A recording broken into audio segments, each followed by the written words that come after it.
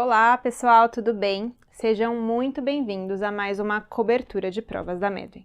Hoje a gente vai falar sobre as apostas da Medway para a prova de ginecologia e obstetrícia no Sul São Paulo. Meu nome é Maíra, sou ginecologista e obstetra formada pela Unicamp. E como que é a prova de GO na prova do Sul São Paulo? Lembrar que é uma prova super direta. Os enunciados são curtos, tá? Não tem enrolação. Não vai te cansar ler a prova do SUS. Tem questões bastante conceituais e até muitas vezes decoreba, então é importante entender alguns conceitos principais das doenças. Vão aparecer questões também com queixas clássicas que a gente vê ali na atenção primária, no SUS. São muito pautados nos protocolos do Ministério da Saúde, principalmente com relação aos rastreamentos. Então, o que vale a pena relembrar para a prova do Sul São Paulo? Dos temas da GO. Contracepção, alguns conceitos sobre o pré-natal, assistência ao parto, urogineco, que vai englobar ali tanto incontinência urinária quanto os prolapsos dos órgãos pélvicos, e úlceras infecciosas. Com relação à contracepção, vamos lembrar os principais métodos? Eu tenho ali os comportamentais, como abstinência sexual, tabelinha, temperatura corporal e coito interrompido. Métodos de barreira, como o uso dos preservativos, o próprio diafragma e espermicidas. Métodos hormonais orais, a pílula combinada ou a pílula de progestagênio isolado oral. Métodos hormonais não orais, e aí eu posso pensar ali, por exemplo, nos injetáveis, nos adesivos, nos anéis vaginais. Nos LARCs, né, os famosos métodos ali de longa duração, como o DIU e o Implanon. Esterilização cirúrgica, que é a laqueadura, e a contracepção de emergência.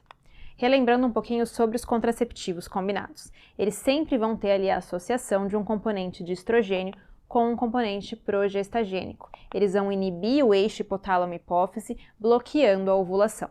As principais vias de administração vão ser as pílulas orais, os anéis vaginais, que têm estrogênio e progesterona, os métodos transdérmicos, são adesivos que a gente coloca ali na pele, injetáveis mensais, esses são os principais ali vias de administração.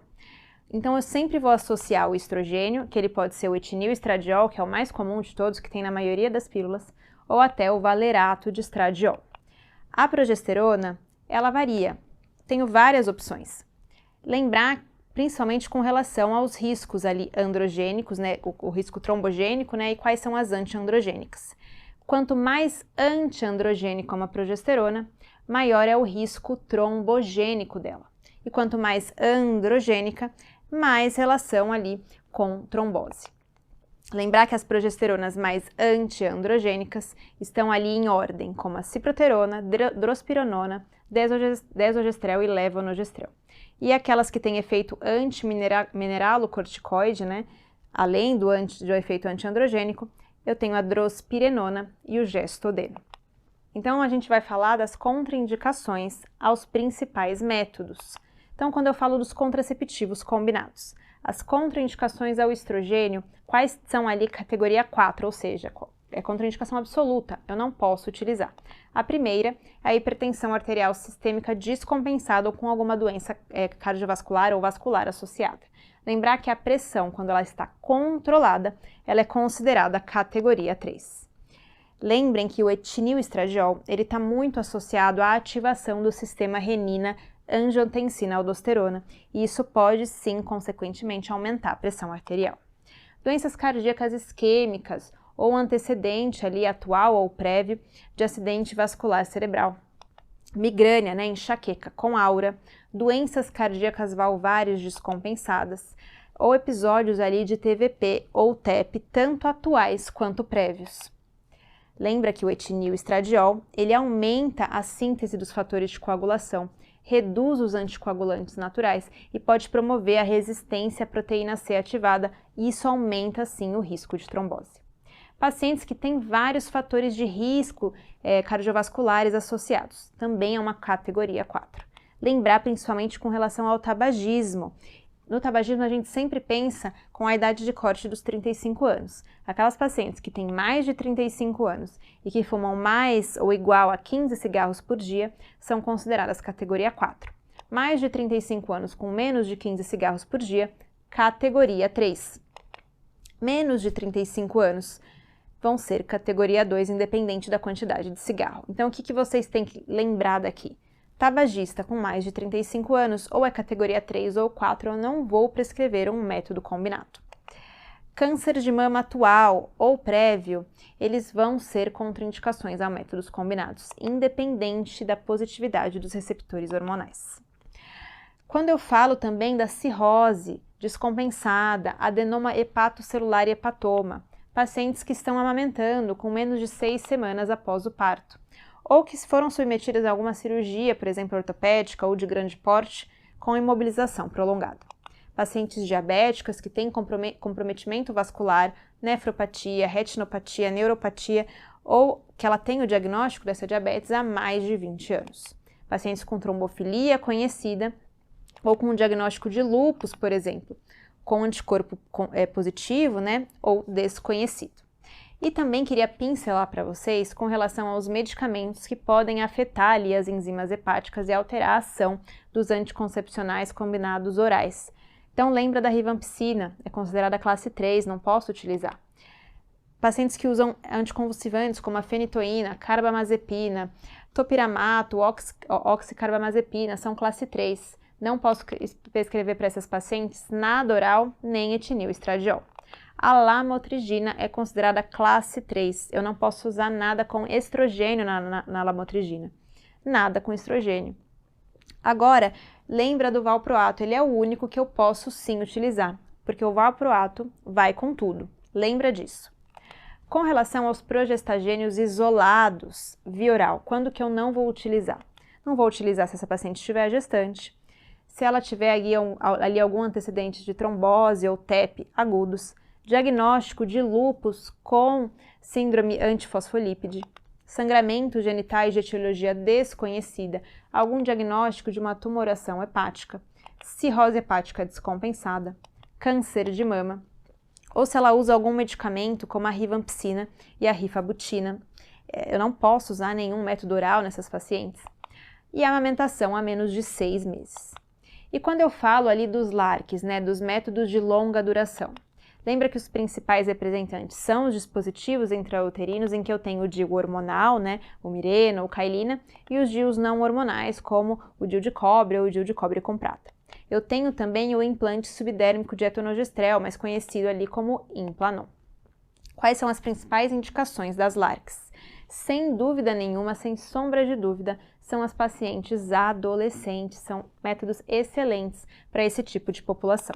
Também aquelas pacientes mais vulneráveis, com baixa adesão a outros métodos, porque tem ali um fator de esquecimento de tomada da pílula, por exemplo. Então lembra que as LARCs, a eficácia delas não dependem da usuária. Então elas têm uma eficácia muito aumentada realmente. Elas independem da paciente para o seu uso ideal. Lembra que os DIUs, eles não vão bloquear a ovulação. Essas pacientes vão continuar assim ovulando. A taxa de continuidade ali dos LARCs beira a 87% em um ano. É uma taxa bem alta, né? E pensa que a eficácia desses métodos do uso ideal é igual ao uso real, porque não depende da paciente. Quais são as principais contraindicações aos LARCs? Tanto para o DIU de cobre, quanto ali para o levonorgestrel. Lembra que geralmente vão ser classe 1 ou 2, né? Tem poucas contraindicações. Quais são algumas condições que são consideradas classe 4 pela OMS? Pacientes gestantes, óbvio, né? Ou aquelas pacientes com algum sangramento genital inexplicado, com diagnóstico de mola, que está ali em acompanhamento com HCG e esse HCG está em platô ou persistentemente elevado, com diagnóstico de câncer de colo de útero ou de endométrio que esteja em tratamento, alguma alteração da anatomia uterina, alguma anomalia milleriana, uma malformação milleriana, por exemplo, ou pacientes com doença inflamatória pélvica atual. Especificamente para o DIU Mirena, lembra que ele é classe 3 para SAF e classe 4 para quando eu tenho ali câncer de mama em tratamento. Lembra que a DIP, a inserção do DIU, né, não aumenta o risco dessa paciente desenvolver DIP a longo prazo. O que acontece é que ela tem um aumento ali no primeiro mês de desenvolver DIP, mas isso está relacionado ao procedimento e não ao DIU em si. Então esses são os principais conceitos de contracepção. Vamos agora conversar um pouquinho sobre pré-natal. quais são a frequência, né? Qual é a frequência das consultas ideal e preconizada pelo Ministério da Saúde. Consultas mensais até as 28 semanas de gestação, quinzenais entre 28 e 36 semanas e semanais a partir das 36 semanas e até o parto. Outro tema que eu gostaria que vocês relembrassem aqui é com relação às pacientes que são consideradas de alto risco e que devem ali talvez ser encaminhadas para um pré-natal de alto risco. Então, sempre lembrem dos fatores sociodemográficos, pacientes ali muito jovens, né, que têm menos de 15 anos ou idade materna avançada, que têm um histórico reprodutivo ruim, né, anterior. Então, ela já fez alguma cirurgia uterina importante, tem antecedente de abortamento de repetição ou até óbitos fetais, técnicas de reprodução assistida, então ela teve ali, ela está gestante de uma fertilização in vitro, por exemplo.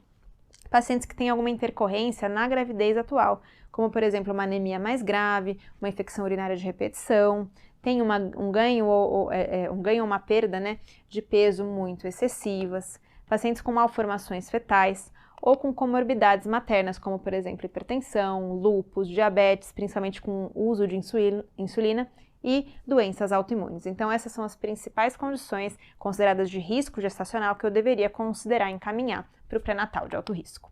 Relembrando sobre os exames complementares que eu devo solicitar na rotina pré-natal ali pelo Ministério da Saúde. Tipagem sanguínea eu sempre vou solicitar, incluindo o cumbis indireto.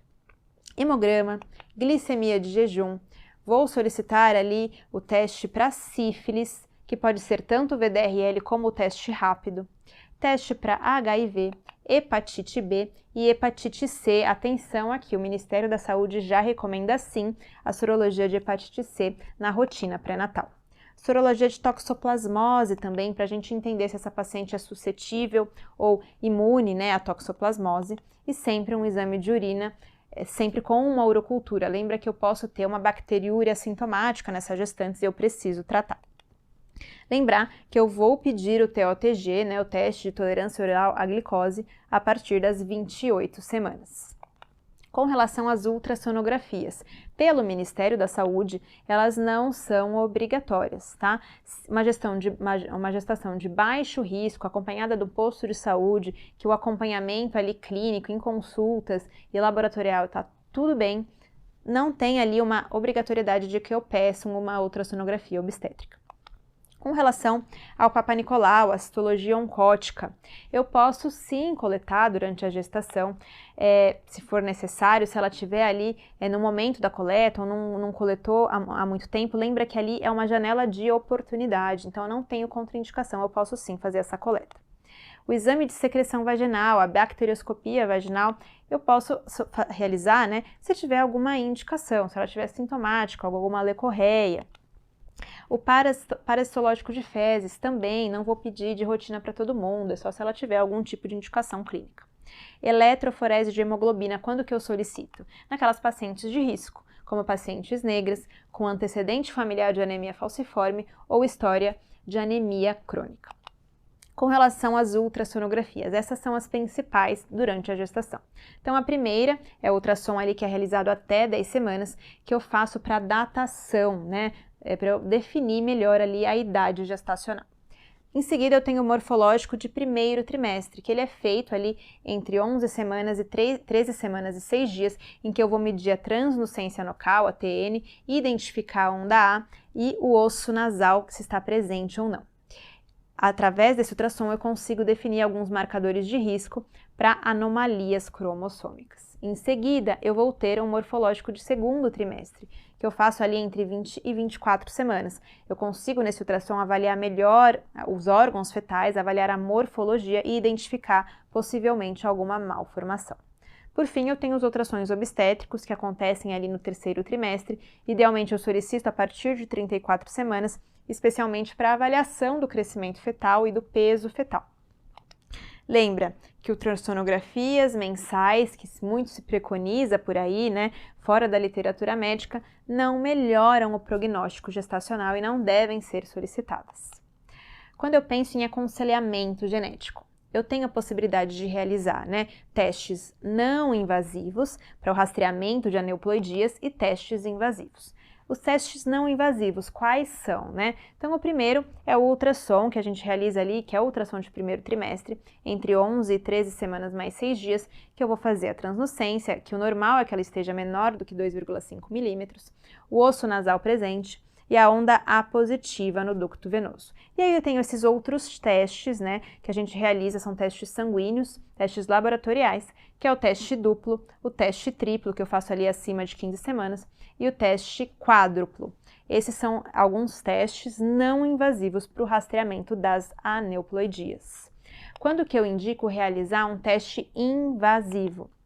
Quando eu tenho algum teste de triagem pré-natal positivo, né? Como, por exemplo, o NIPT. Então, ele dá positivo para cromossomopatia.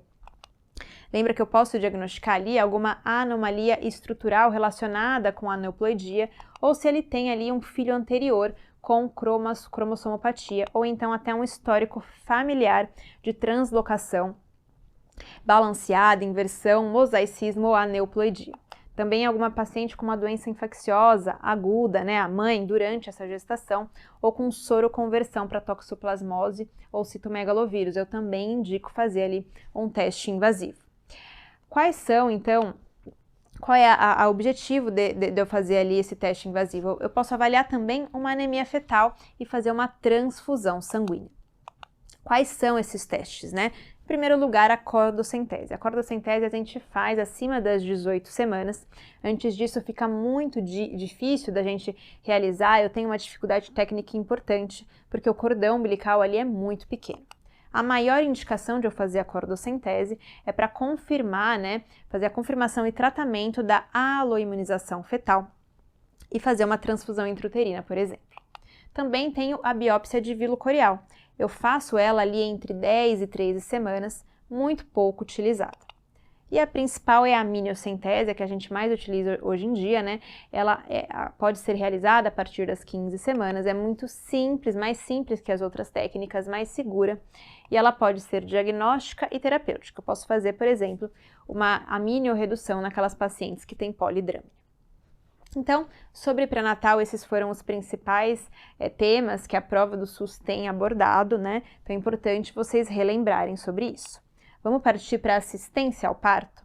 Lembra dos períodos do parto. O que é importante lembrar aqui? Eu tenho 4 períodos. O primeiro período é o período de dilatação, em que eu vou ter a dilatação e esvaziamento desse colo. Ele é dividido tanto na fase latente como a fase ativa. Lembra que a fase ativa é quando eu inicio o partograma. O segundo período é o período expulsivo, quando a paciente já está em dilatação total.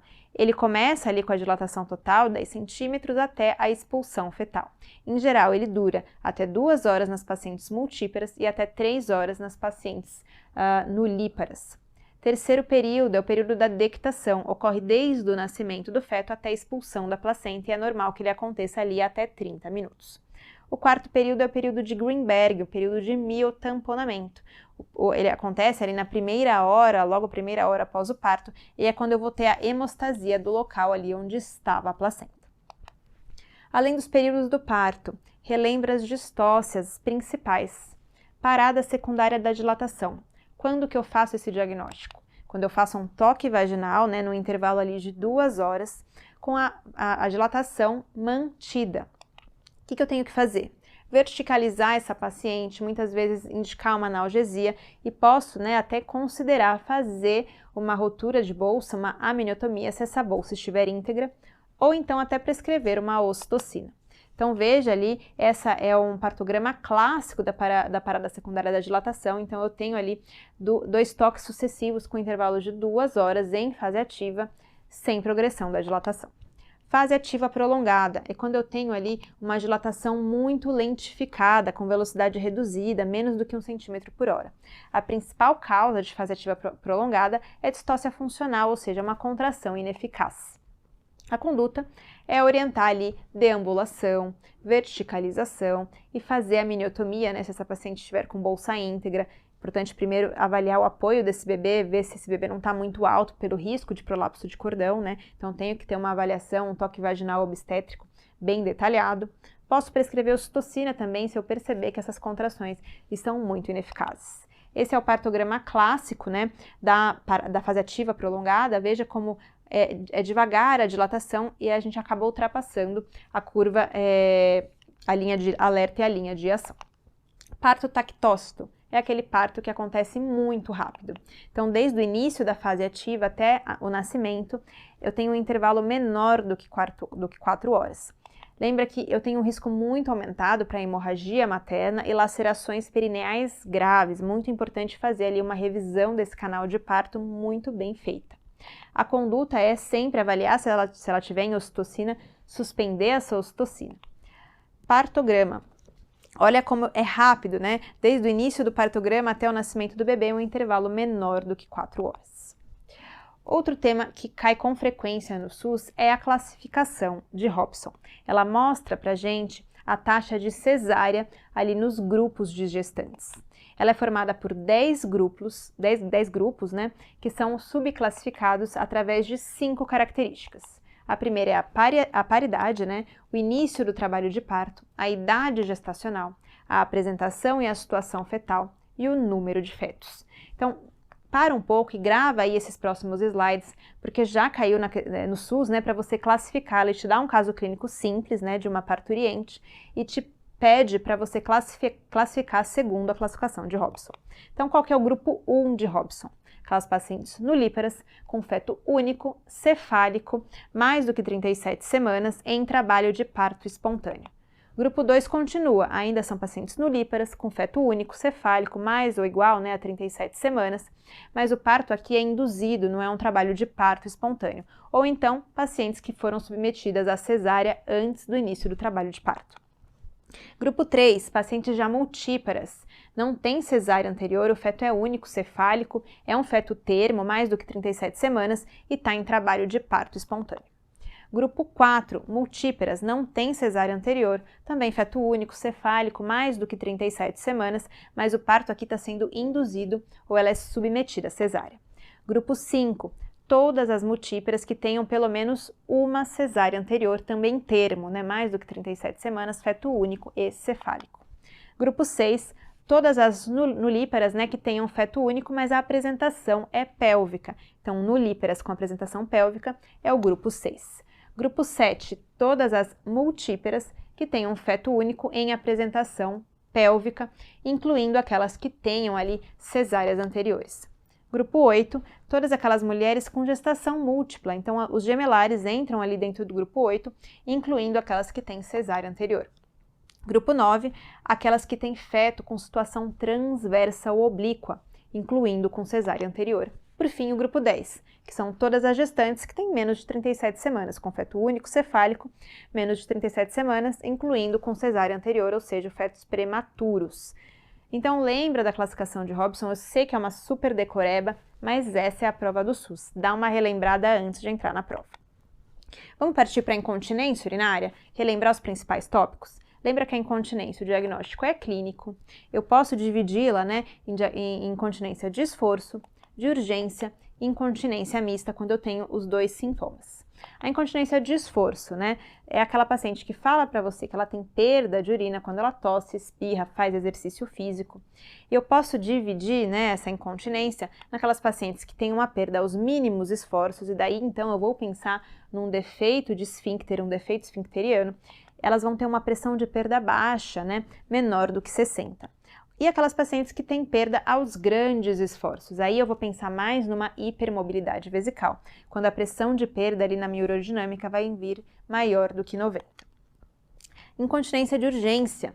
Aquela paciente que vai chegar para você com queixa de polaciúria, sensação de urgência miccional, noctúria, então ela acorda à noite para fazer xixi, podendo ou não ter incontinência urinária associada. O diagnóstico é sim clínico, mas quando eu faço a urodinâmica, eu vejo ali uma hiperatividade da minha musculatura detrusora através da contração não inibida do detrusor. Partindo para tratamento da incontinência urinária de esforço. A primeira linha é a fisioterapia com o fortalecimento dos músculos do assoalho pélvico. Vou prescrever, por exemplo, os exercícios de Kegel, de biofeedback e até eletroestimulação. O tratamento cirúrgico, pessoal, é do sling, vocês estão cansados de saber. Então, quando vocês virem sling na prova, lembra de incontinência urinária de esforço.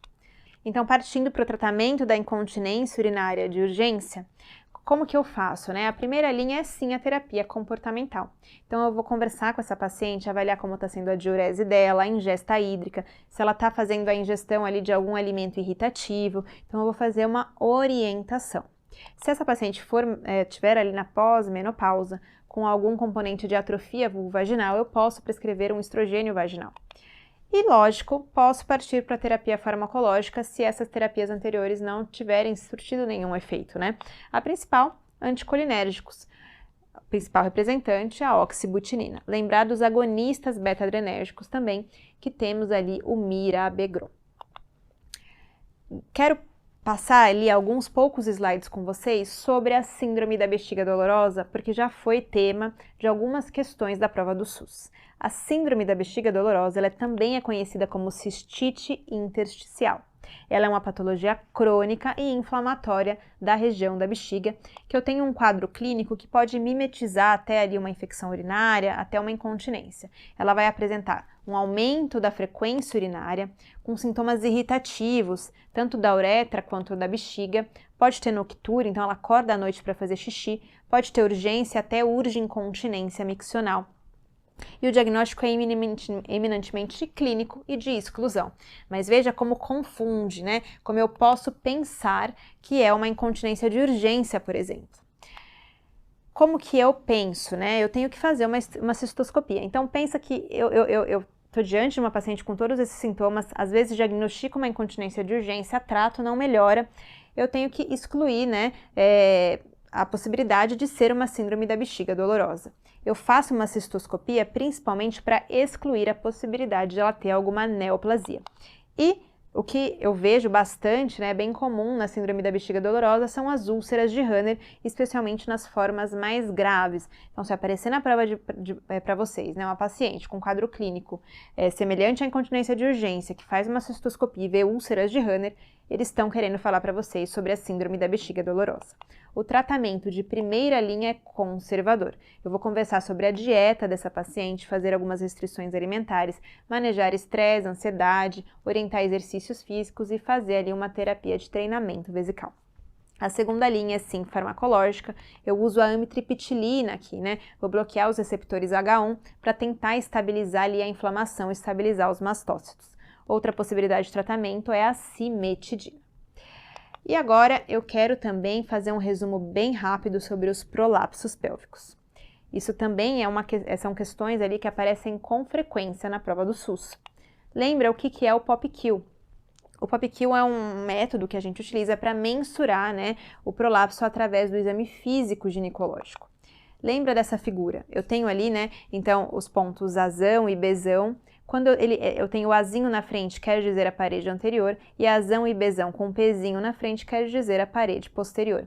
Eu tenho o C do colo uterino, ou cúpula vaginal, se essa paciente for esterectomizada, D de fundo de saco de Douglas, e aqui eu tenho outras medidas que ficam na terceira linha da tabela que vamos ver adiante, GH, PB e o TVL, que é o comprimento vaginal total. Geralmente, então, vai aparecer para vocês essa tabela. A primeira linha é a parede anterior, com o C representando o colo ou cúpula vaginal. A segunda linha vão ter essas medidas, né, que é o hiato urogenital, o corpo perineal e o comprimento vaginal total. E a terceira linha é a parede posterior e o D, que é o fundo de saco de Douglas. O que é importante dentro dos prolapsos? Entender qual é o compartimento afetado. Se eu tenho um compartimento anterior afetado, eu vou ter, por exemplo, uma cistocele. Então, eu tenho ali um prolapso tanto da parede vaginal anterior quanto da bexiga.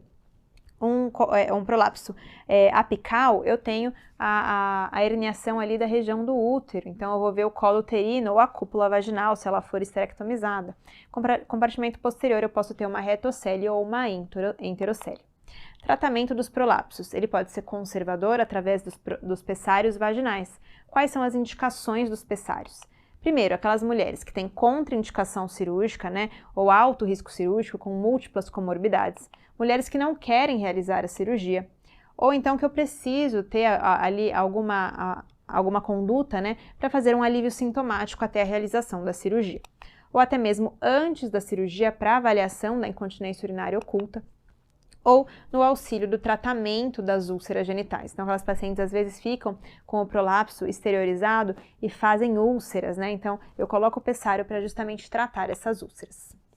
Quando eu falo de tratamento cirúrgico do prolapso, ele é sítio específico. Eu vou fazer uma colporrafia anterior ou posterior. Lembra que quando é um prolapso ali apical da região do colo uterino ou da cúpula vaginal, eu tenho que fixar essa região ou nos ligamentos ali uterossacros, no sacro espinal ou através da colpopromontofixação. Então, isso é o principal dos prolapsos. Agora eu queria falar um pouquinho rapidamente sobre as úlceras infecciosas. Lembra que para eu fazer o diagnóstico das úlceras é interessante que a gente lembre daquelas 3 perguntas básicas das úlceras. Primeiro, essas úlceras são múltiplas, né? Eu tenho uma úlcera única ou várias úlceras, né?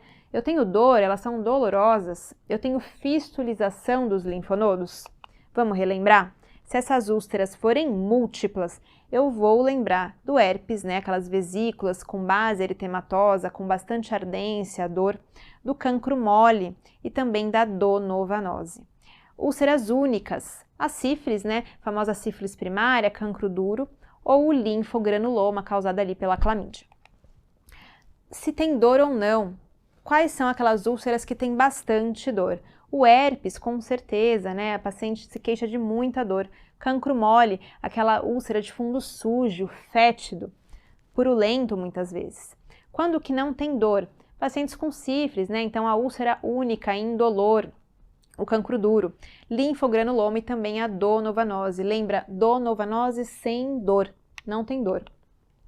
Quando que eu tenho fistulização de linfonodos, né? Especialmente no cancro mole, quando eu vou ter uma fístula única, e no linfogranuloma, que eu vou ter ali aquela fistulização em bico de regador.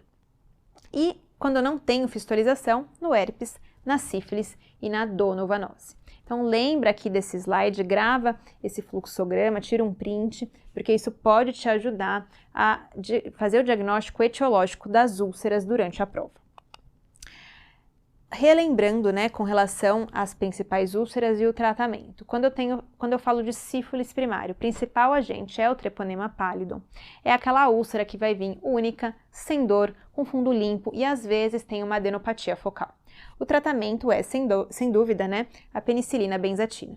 Se é considerado uma sífilis recente, eu uso uma dose única, né, dessa penicilina benzatina. Se for uma sífilis tardia, eu uso ali as 3 doses semanais.